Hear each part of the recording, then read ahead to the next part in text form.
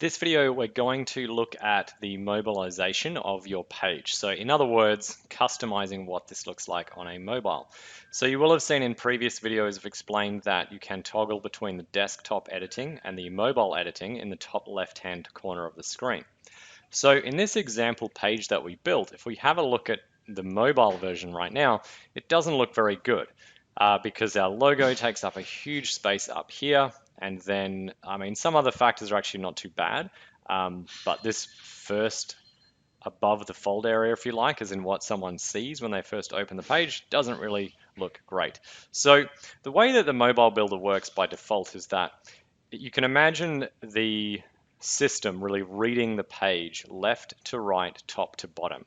So what's happening is that all the elements on the page will be read. So starting with this one, then everything inside the row moving across left to right, and then we'll start again with the next section, the next row.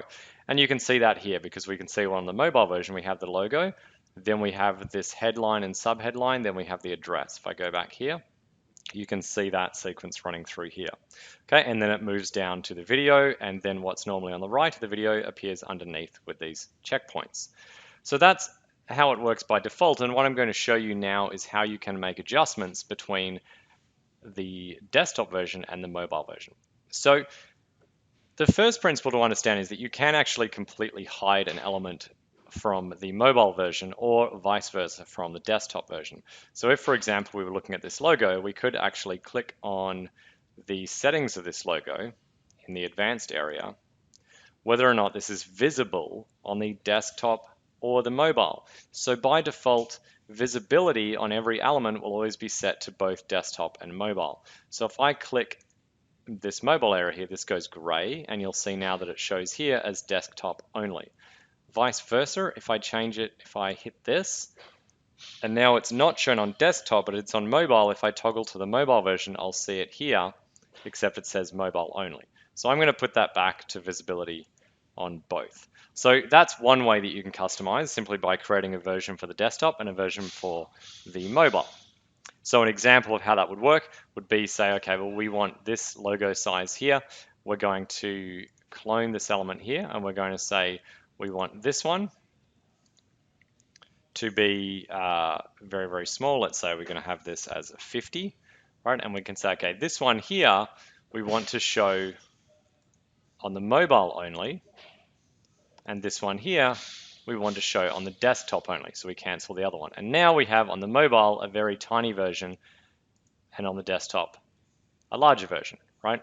There are still other ways you can do it. So for example, we could say, okay, let's go back to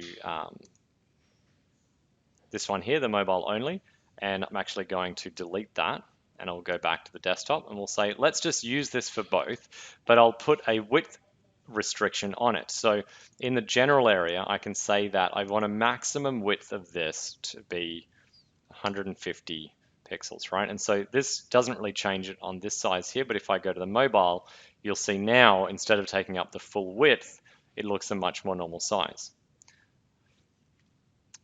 Okay, so continue with this. We are actually going to go back to the other method. I just wanted to show you that. So I'm going to clone that. I'm going to say I want this one to be just 100, and it's only going to show up on the mobile. So on my advanced, I'll turn off the desktop. And this other one, I only want to show on the desktop. Okay, so now I have a mobile only and a desktop only. I'm also going to say I don't even want the address to show up on a mobile, so I'm going to turn off the mobile for the address. And now let's have a look at some other things that you can customize in terms of mobile sizing. So right now we have a smaller icon here, and we have still some larger text here. So what you can do is you can actually change the text size for the mobile. So if I go back, we'll do this in this view here, and I look at the general settings here, you can see you'll actually have mobile font size and desktop font size. So I could put this down to 12 and it won't change anything here. But on the mobile version, you can see now it's quite small, probably too small. Okay, so we make that a little bit smaller. We can do the same thing with this headline here and bring that down a little bit. We can do the same with this one here and bring this down a little bit here, just like that. Now, the next thing we're going to address is the spacing of this page, because we can see here we have a larger spacing here than really would be ideal on the mobile, even though that looks fine on a desktop because we want it nicely spaced out, but on a mobile, we don't need this massive gap here. However, what happens is that if we bring down these paddings here, so for example, I reduce the padding on this row and the section as well, and we reduce the padding here.